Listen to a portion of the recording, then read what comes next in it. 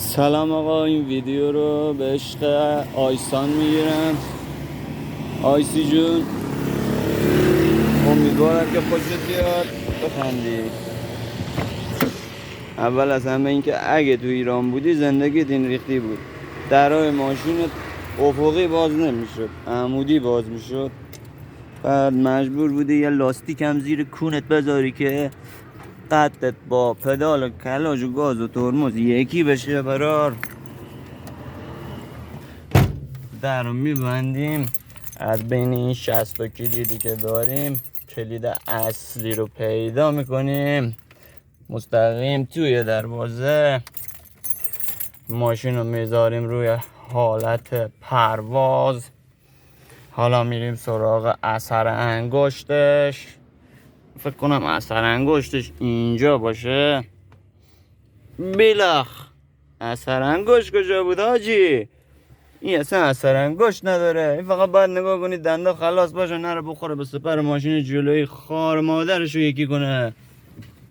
خب حالا استارت رو میزنیم. ناله کن کانکش جان جان. ای بابا، این که واشر سرسیلند زده که برار. خاموش کنیم. الان یاتاقان میزنه. روغن سوزی داره حیوان. الان زنگ میزنم قدیر اوکیش میکنم. آقا فالوورات تکون نخورین از جاتون. الان زنگ میزنم قدیر 1 2 3 اوکی میکنه. قدیر ساپورت میکنه، چی پول بخوام میریزه، هم آنن کارت به کارت میکنه برام.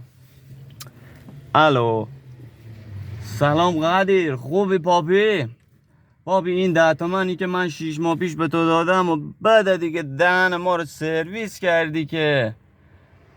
بابا کیرت دهنم بزن اینو تا امشب، تا ماشین من یاتاقا نزده برم لامصب و درستش کنم. پاپی قدیر جان، کیرت دهنم این پولو بزنیم. بیساب مرده داره یاتاقان میزنه، من با همین دارم اسنپ کار میکنم، 1 لقمه نون در میارم. همینم از ما نگیر، یه دلخوشیمون همین پراید. قدیر جان بریز نوکرتم. بابا اصلا نخواستیم، تو 10 تومن ولش کن. 400 تومن بزن من برم یک گاز و بنزین لاقل به این حیوان بزنم. ولکن آقا نخواستیم.